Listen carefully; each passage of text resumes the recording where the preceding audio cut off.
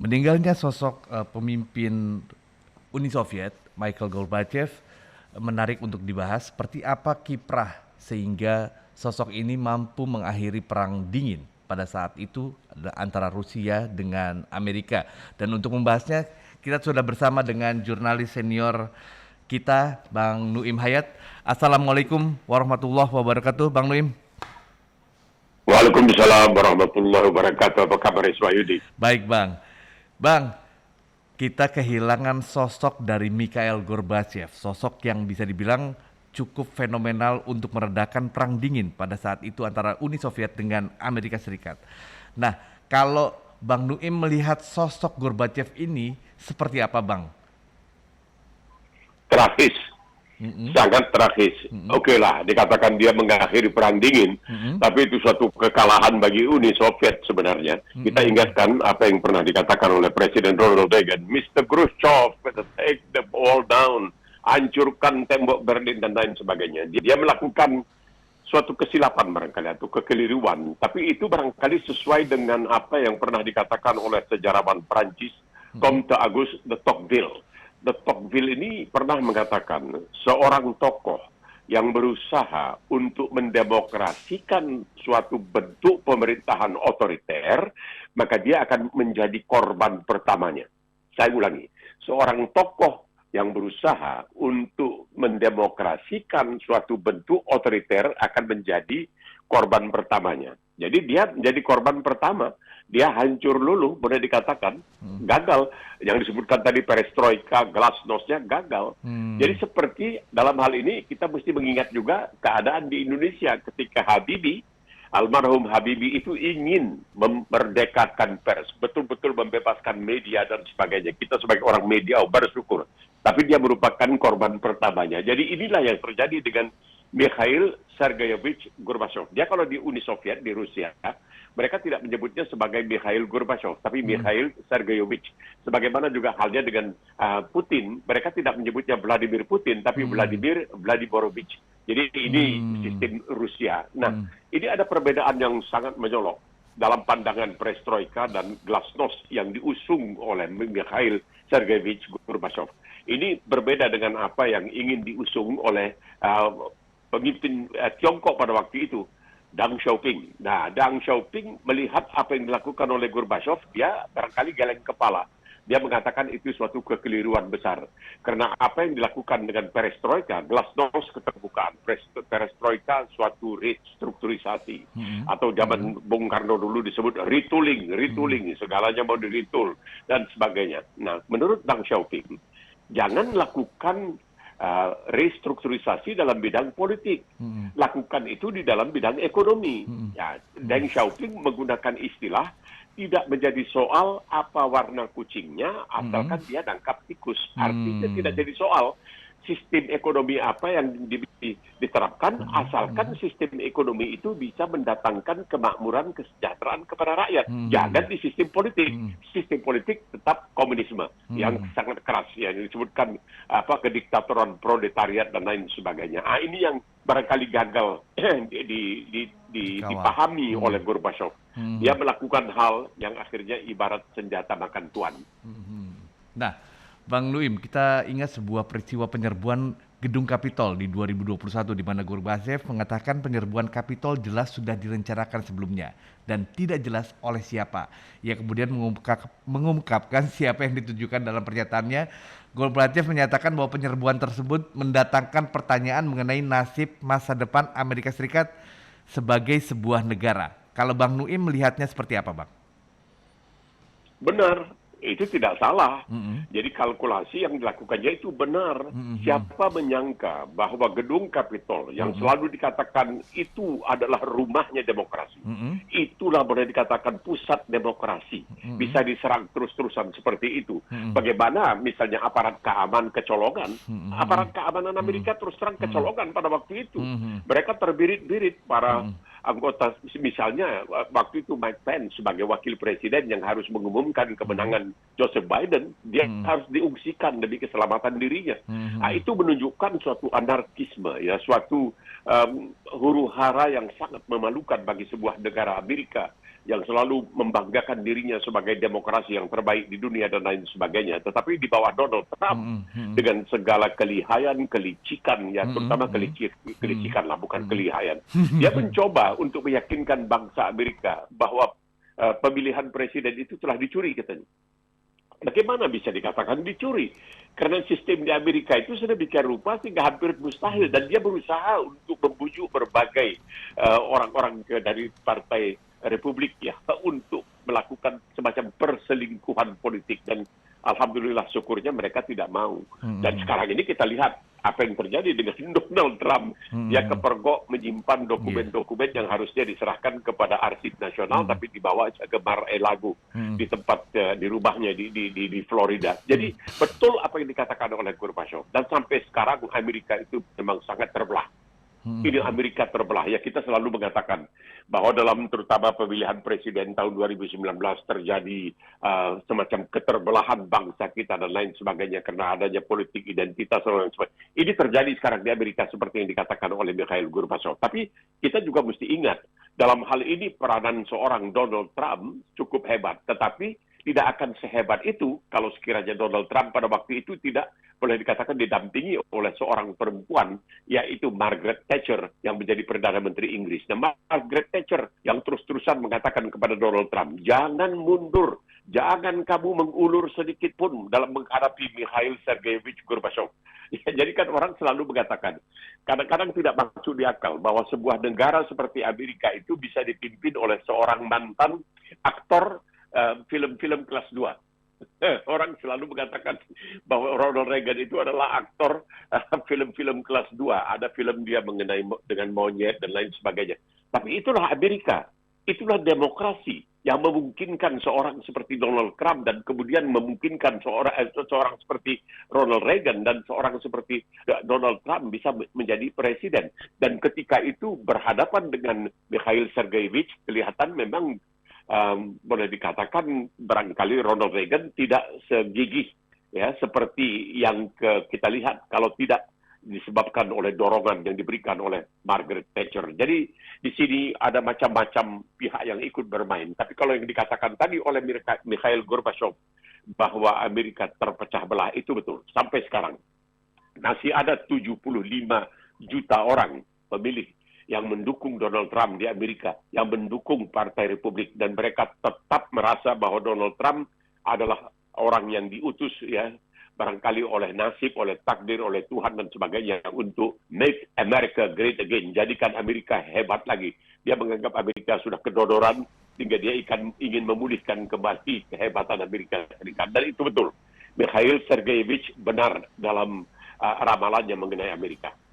Nah, Bang Nuim, seperti apa sosok dari Mikhail Gorbachev ini memberi warna untuk Rusia saat ini ketika Rusia pada saat masih menjadi Uni Soviet merupakan negara yang bisa dibilang anti demokrasi, bisa dibilang seperti itu. Namun saat ini Rusia bisa dibilang juga sudah mulai berubah pasca sejumlah peristiwa di sana. Nah, seperti apa peran Gorbachev di Rusia sendiri, Bang Nuim? Ya, besar sekali sebenarnya. Cuma pengorbanannya itu luar biasa.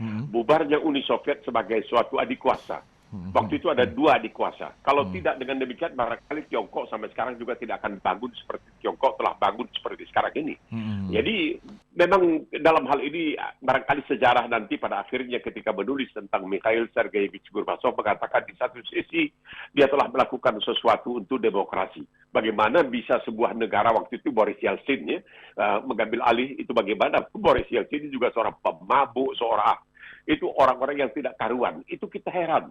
Sebuah negara yang betul-betul dikatakan sebagai adik kuasa bisa dipimpin oleh orang seperti Boris Yeltsin, kemudian sebuah negara seperti Amerika dipimpin oleh seorang bernama Donald Trump. Ini tidak masuk di akal, tapi itulah yang terjadi. Inilah dunia ini, barangkali itu merupakan oleh takdir, barangkali dikatakan, kamu lihat ini, orang-orang ini, bangsa yang sebesar itu dipimpin oleh bisa dikatakan sebagai, barangkali kita bisa mengatakannya sebagai komedian lah ya, sebagai orang-orang yang tidak begitu becus tetapi tetap dipilih oleh rakyat. Nah, sedangkan di Uni Soviet dia tidak dipilih oleh rakyat tapi dia dipilih oleh sentral, apa yang disebutkan sentral komitenya. Jadi menggantikan orang-orang yang sudah uzur, sudah tua, ya seperti Kosygin, orang seperti Brezhnev dan lain sebagainya. Ini betul-betul sesuatu yang hampir tidak masuk di akal terjadi, tapi itulah terjadi. Bagaimana dengan begitu mudah sebuah Uni Soviet bisa berantakan dalam waktu yang sekejap saja. Sebuah itu dinding, itu tembok yang begitu hebatnya. Saya pernah itu melihat tembok itu tidak masuk di akal. Tembok yang dibangun boleh dikatakan dalam satu malam untuk memisahkan antara Jerman Timur dengan Jerman Barat bisa dirobohkan begitu saja, dan kemudian terjadilah pemersatuan kembali Jerman antara Jerman Timur dengan Jerman Barat. Dan ini semuanya merupakan bagian dari sumbangan yang telah diberikan oleh Mikhail Sergeyevich Gorbachev. Bang Nuim, pada 24 Desember 2021 Gorbachev mengatakan bahwa Amerika Serikat menjadi arogan dan percaya diri setelah runtuhnya Uni Soviet. Gorbachev menambahkan bahwa Amerika Serikat memutuskan untuk membangun kekaisaran baru oleh karena gagasan ekspansi NATO. Ia juga setuju dengan pembicaraan keamanan yang akan datang antara Amerika Serikat dan Rusia dan berkata, "Saya harap akan ada hasilnya." Menurut Bang Nuim, ini sinyal seperti apa dari seorang Gorbachev terhadap Amerika? Barangkali agak terlambat. Kalau Amerika dikatakan ingin menjadi betul-betul kekuasaan di dunia, itu benar.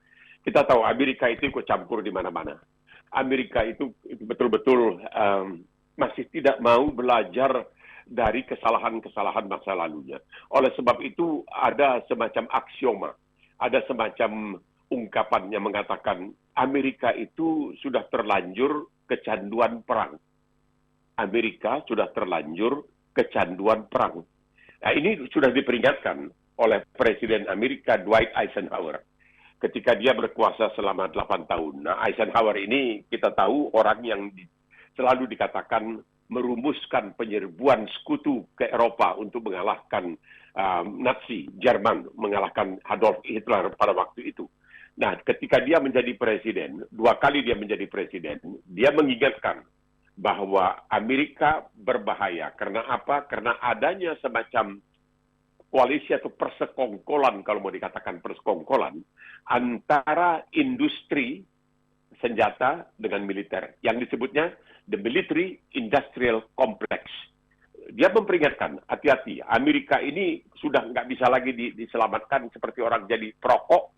Begitu candu akan rokok, Amerika begitu candu akan peperangan. Di mana-mana Amerika melakukan provokasi, di mana-mana melakukan peperangan. Di bagian barat, di wilayah dunia bagian barat dia melakukan itu, kemudian dia melakukan di tempat-tempat masuk ke Irak, bagaimana dengan porak-porandanya Libya. Libya yang selamanya memang dipimpin oleh Muammar Gaddafi, ya bisa dikatakan Libya itu diktator dan lain sebagainya. Tapi keadaan aman tentram. Dikacau balaukan. Akhirnya Gaddafi karena anarkisme dibunuh dan lain sebagainya. Sekarang apa yang terjadi? Kita lihat di Libya. Terjadi terus-terusan. Kita lihat apa yang terjadi sekarang ini di Irak. Coba, apa yang terjadi sekarang ini di Irak? Berapa banyak yang sudah mati? Bagaimana centang perenangnya? Bagaimana keadaan keamanan di Irak sekarang ini? Kacau balau sejak Amerika masuk. Atas nama apa? Untuk katanya memerangi terorisme dan lain sebagainya. Dengan tuduhan yang salah. Bahwa katanya serangan tanggal 11 September terhadap New York. Itu diotaki katanya oleh Saddam Hussein. Karena Saddam Hussein dekat dengan Osama bin Laden. Tidak mungkin. Karena Osama bin Laden tidak suka dengan Saddam Hussein. Osama bin Laden tahu Saddam Hussein minum whisky, Saddam Hussein tidak salat, dan lain sebagainya. Tidak ada hubungan antara. Tapi itulah Amerika mencari-cari dalih, mencari-cari alasan. Jadi kalau dikatakan tadi bahwa Amerika itu sudah terpecah, itu memang adalah sesuatu yang sangat nyata, yang tidak bisa dipungkiri. Dan ini terjadi di luar upaya oleh manusia, di luar Amerika Serikat sendiri. Ini Amerika Serikat sendiri yang melakukan sebuah ini. Senjata bahkan tuan, keadaan di Amerika sekarang ini sudah, lihat saja, inflasinya sudah di atas 10%. Inflasinya sudah di atas 10%. Dia dalam keadaan sangat sulit sekarang ini. Sehingga dan kelihatan bahwa dari pihak Partai Demokrat ini belum ada misalnya orang yang bisa dikatakan dapat menggantikan Joseph Biden. Apakah Kamala Harris bisa? banyak orang mengatakan mungkin tidak sanggup. Dengan demikian mungkin akan kembali ke presiden dari Partai Republik. Nah, ini lebih gawat lagi kalau sudah Partai Republik yang berkuasa, karena Partai Republik ini punya semacam pandangan tentang supremasi orang-orang kulit putih, jadi ekstrim kanan. Itu ada penelitian di Amerika yang mengatakan kebanyakan sekarang ini pembunuhan, kekacauan itu dilakukan oleh orang-orang kulit putih yang ekstrim kanan di Amerika Serikat, terutama mereka yang menjadi pengikut dari Donald Trump. Jadi benar apa yang dikatakan oleh Mikhail Sergeyevich Gorbachev. Ya betul, sangat benar. Itu sangat benar. Inilah yang kita lihat apa yang terjadi sekarang ini di Amerika Serikat. Kecentang perenangan. Orang ya bisa saja Amerika mengatakan dia tetap merupakan adik kuasa, itu tidak bisa dipungkiri karena kemampuan teknologi persenjataannya, ya, karena dia memiliki senjata nuklir dan lain sebagainya. Tapi kan kita lihat di depan mata kita bagaimana dia dikalahkan oleh Vietnam, bagaimana dia centang perenang di Irak, bagaimana dia dikalahkan oleh Taliban, tapi masih tetap menganggap dirinya sebagai adik kuasa dan berhadapan sekarang ini dengan Tiongkok yang menjadi besar, antara lain ya karena itulah apa yang terjadi di Uni Soviet, gara-gara barangkali niat baik dari Mikhail Sergeyevich Gorbachev itu niat baik, tetapi niat baik saja nampaknya masih belum memadai ya untuk bisa membesarkan sebuah negara.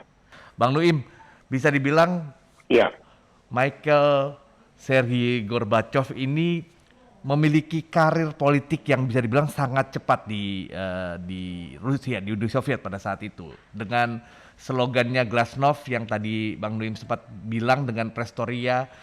Nah, pertanyaannya apakah slogan atau program-program ini saat ini masih mampu dikawal oleh penerusnya di Rusia pada saat ini, Bang Nuim?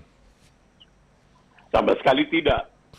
Putin sudah berbalik, Putin itu ingin mengembalikan kalau bisa Rusia menjadi Uni Soviet seperti di masa lalu. Jangan lupa Iswayudi, tahun 56 itu pernah Uni Soviet masuk ke Hongaria. Karena melihat Hongaria ini tidak patuh kepada komunisme begitu. Kemudian tahun 68 di Cekoslovakia dan lain sebagainya.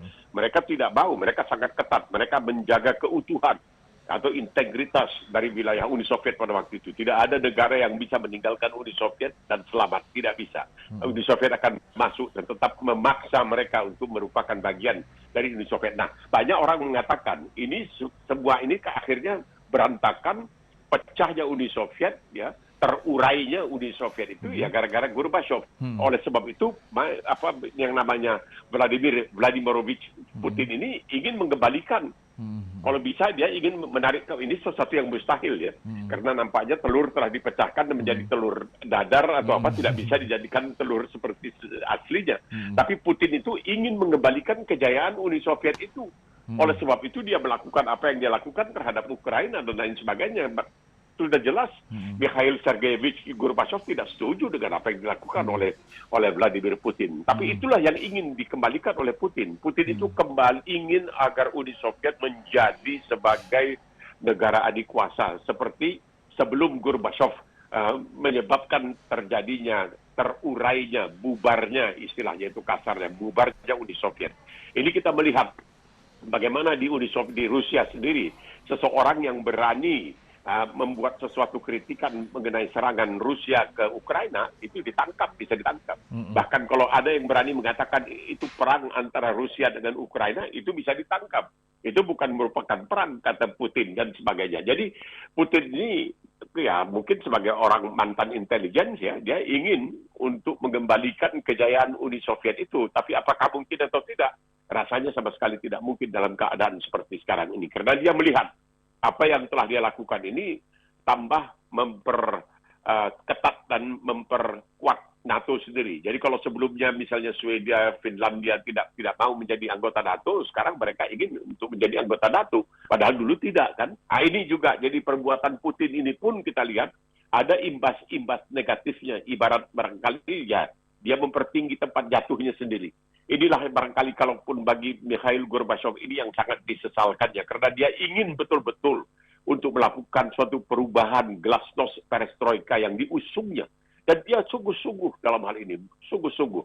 Mungkin dia telah mempelajari melihat bagaimana Eropa Barat, bagaimana Amerika Serikat melihat demokrasi, ya. Dan barangkali dia juga ingin, tetapi tidak bisa di sebuah negara komunis seperti itu. Makanya kita melihatlah negara-negara komunis atau komunis seperti Kuba, seperti Korea Utara, biar bagaimanapun keadaan sudah betul-betul setengah mati, mereka tetap mempertahankan komunisme. Dan komunisme itu ya sesuatu yang memang berseberangan dengan demokrasi, karena apa yang dikatakan oleh komunisme itu sebagai kediktatoran proletariat itu hanya sebagai ungkapan belaka, tidak di dalam prakteknya. Jadi sebenarnya seseorang seperti yang dikatakan tadi pada awal pembahasan kita, Bung Iswahyudi, apa yang dikatakan oleh sejarawan Prancis Comte Auguste de Tocqueville, seseorang yang ingin mendemokrasikan sebuah sistem otoriter akan menjadi bangsa atau korban pertamanya. Itulah yang paling menyedihkan barangkali. Kan niatnya baik sekali. Niatnya bagus sekali. Cuman caranya barangkali tidak begitu baik. Caranya terlalu inosen lah, kalau istilah sekarang ini. Glasnost, perestroika itu terlalu inosen. Agak susah. Karena Rusia itu memang sebuah negara yang berat, ya. Negara yang kehidupan orangnya juga berat, musim-musimnya juga tidak terlalu bersahabat dengan manusia dan lain sebagainya. Jadi ini negara barangkali memang ditakdirkan mesti menjadi sebuah kerajaan atau barangkali sebuah negara komunis seperti yang pernah dilakukan oleh Lenin ya ketika dia memulai revolusi bulan Oktober tahun 1917. Jadi Bang Nuim, program Glasnost Perestroika ini bisa dibilang membuat Gorbachev ini tidak disukai. Program ini kan bermakna keterbukaan, reformasi, transparansi bahkan ke dunia barat. Ini membuat seorang sosok Gorbachev ini tidak disukai di dalam negeri, namun bagi Eropa atau bahkan Amerika ini sangat respect dengan sosok Gorbachev ini menurut Bang Nuim. Ya, seperti yang Iswahyudi dikatakan, mengakhiri perang dingin. Bagi rakyat Rusia barangkali mereka mungkin waktu itu mengatakan, syukurlah bahwa kita akan sekarang menjadi negara yang bebas, kita bisa menyampaikan pandangan kita bisa ya membuat pernyataan yang kritis terhadap pemerintah misalnya, tanpa harus kemudian berurusan dengan polisi dan lain sebagainya mungkin. Tetapi bagi sistemnya, ya, bagi mereka politisi yang terutama yang dibesarkan dalam suasana di dalam kancah komunisme itu tidak membantu sama sekali. Karena pada waktu itu Uni Soviet itu sangat disegani. Bagaimana tidak disegani? Tiba-tiba dia mengirimkan Sputnik. Bikin orang kalang kabut. Ya apa ini? Kok sudah ada Sputnik? Habis itu dia kirim Gagarin ke garis edar bumi. Ini membuat orang waktu itu sama sekali tidak. Makanya waktu itu sampai Presiden Kennedy mengatakan bahwa Amerika harus bisa mendaratkan manusia di bulan. Ya, itu sebagai suatu barangkali dorongan juga karena melihat apa yang dilakukan oleh Uni Soviet. Tapi apa yang ingin saya katakan, kemajuan pada waktu itu memang kelihatan. Cuma itulah, di dalam sistem perekonomian, barangkali kesejahteraan rakyat itu tidak sebaik seperti di negara-negara non-komunis. Walaupun banyak yang mengatakan di dalam sistem komunisme itu boleh dikatakan pemerintah menjamin, tapi tidak juga. Karena apa? Karena bagaimanapun kerasnya kerja seseorang, tapi dia harus berbagi dengan orang lain yang tidak bekerja sekeras dia. Itulah komunisme itu. Sedangkan dalam keadaan demokrasi, lain lagi sistemnya. Orang yang bekerja keras akan diimbali dengan hasil yang cukup besar. Tapi tidak di dalam komunisme, tidak bisa. Karena ya, satu rasa, semuanya satu, tidak ada perbedaan. Perbedaan itu tidak begitu dihargai, tidak begitu dihormati, tidak begitu didorong. Mesti ada keseragaman. Kalau melihat memang ya Uni Soviet pernah di zaman kekaisaran Rusia itu luar biasa. Jangan lupa Iswahyudi, ada dua tokoh di Eropa yang di zamannya bisa menguasai seluruh Eropa. Tetapi mereka akhirnya hancur lebur ketika mereka berusaha untuk menaklukkan Rusia. Pertama, Napoleon Bonaparte. Kalau saja Napoleon Bonaparte tidak tergoda untuk pergi ke Rusia pada waktu itu, untuk menaklukkan Rusia, niscaya dia akan menguasai seluruh Eropa. Eropa semuanya akan berbicara dengan bahasa Prancis. Itu sudah tidak bisa dipungkiri. Dia menguasai, dia menaklukkan berbagai negara, kecuali Inggris ya, agak susah. karena Inggris itu berada di seberang Selat Inggris, ya, di English Channel. Nah, kemudian kita lihat Nazi. Adolf Hitler. Kenapa Adolf Hitler, kenapa dia perlu masuk ke Uni Soviet? Untuk apa? Tidak ada gunanya. Dia bisa menguasai Eropa. Uni Soviet tidak berkeberatan pada waktu itu dipimpin oleh Joseph Stalin. Tapi tidak. Dia harus masuk ke Uni Soviet. Akhirnya dia hancur lebur juga. Jadi kita melihat Uni Soviet ini nampaknya telah menggagalkan dua orang yang berpotensi untuk menjadi penguasa Eropa. Pertama Napoleon Bonaparte, dan kedua adalah Adolf Hitler. Nah, jadi dia punya sejarah yang cukup bagus sebenarnya dalam hal ini. Walaupun di negaranya sendiri hidup itu agak berat. Hidup itu di Rusia itu memang agak berat. Itu kita ketahui, kita belajar sejarah, kita melihat bagaimana misalnya ada orang seperti yang disebutkan sebagai pendeta gila, Rasputin, orang yang buta huruf, tapi dia pendeta dari desa berkaki ayam dibawa ke istana karena dia kabarnya bisa mengobati anak kaisar yang punya penyakit khusus yang tidak bisa disembuhkan dengan obat biasa. Jadi keadaannya memang Rusia itu agak lain lah. Rusia itu dan sebuah negara besar. Berapa zona waktunya itu dari Vladivostok di timur sampai ke barat. Itu hebat, besar.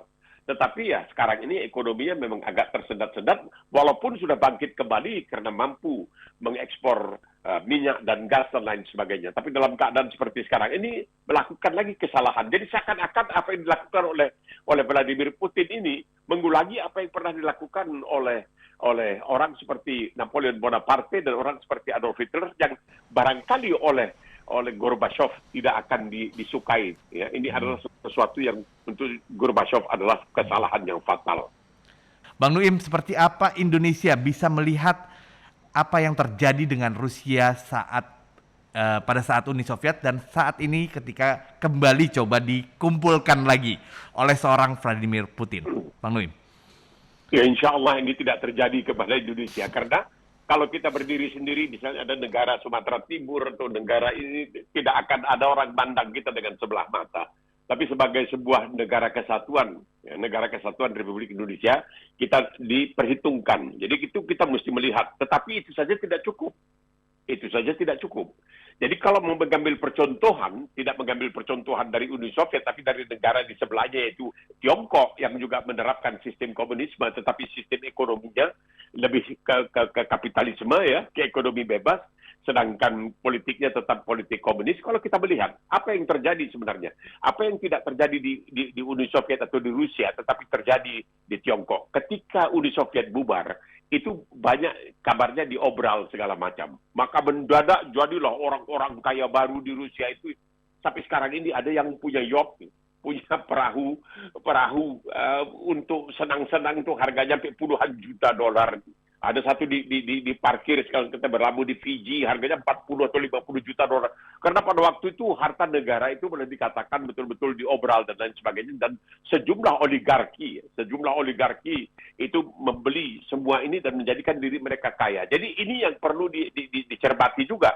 Jangan sampai bisa terjadi. Nah, kalau kita melihat apa yang terjadi di Tiongkok menyebutkan Mao Zedong sebagai pemimpin agung, the great leader. Yang kedua, Deng Xiaoping, pemimpin yang bijaksana.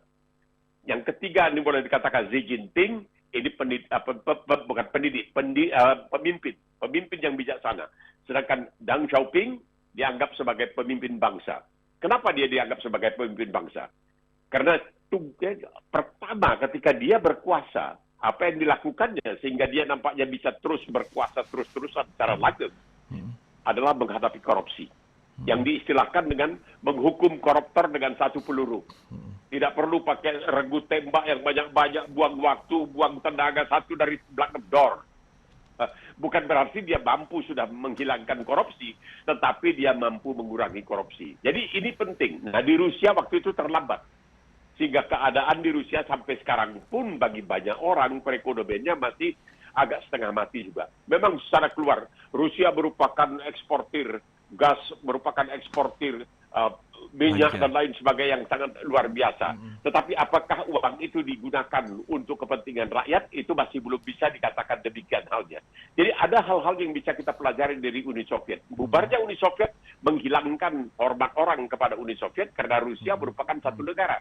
Kalau dahulu merupakan kumpulan negara-negara. Dan bagi kita, NKRI bisa belajar. Kalau memang sampai terpecah belah seperti itu, kita tidak dipandang sebelah mata oleh siapapun. Jadi persatuan negara kesatuan Republik Indonesia ini dianggap sebagai suatu kekuatan yang cukup besar, yang perlu diperhitungkan dan lain sebagainya. Kalau kita terpecah belah seperti yang terjadi, kita melihat bagaimana ketika Uni Soviet itu boleh dikatakan dalam tanda kutip bubar diakibatkan oleh Mikhail Sergeyevich Gorbachev. Orang seperti Boris Yeltsin bisa berkuasa. Itu tidak masuk di akal, Iswayudi. Tidak masuk di akal orang seperti itu. Dia mabok, dia pernah tiba waktu itu dalam kunjungan kenegaraan ke Irlandia, dia datang, dia dandak-dandak, dia karena dalam ya ini bagaimana? Kan orang mengatakan bahwa pemimpin itu mencerminkan bangsanya, memimpinkan rakyatnya. Kalau kita lihat seperti itu, jadi nauzubillah min zalik. Jadi jangan sampai terjadi. Itu yang harus kita lihat. Kita perlu mempertahankan kesatuan ini, persatuan kita dan kesatuan kita, tapi kita harus menunjukkan keadilan kepada semua mereka, supaya mereka tidak merasa telah dianaktirikan, supaya mereka merasa bagian dari sebuah negara kesatuan Republik Indonesia yang telah dibina dengan susah payah oleh orang yang bernama Muhammad Natsir. Karena waktu kita merdeka, kita Republik Indonesia Serikat. Nah, Natsir berjuang untuk menjadikan Indonesia sebagai sebuah negara kesatuan seperti sekarang ini.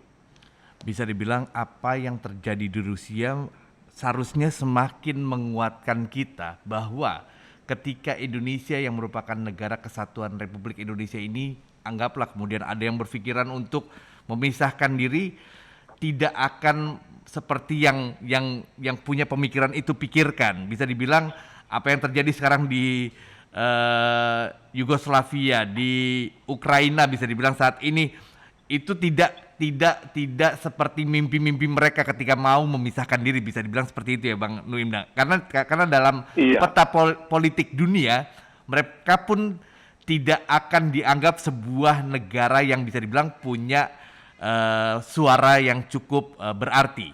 Seperti itu Bang Nuim.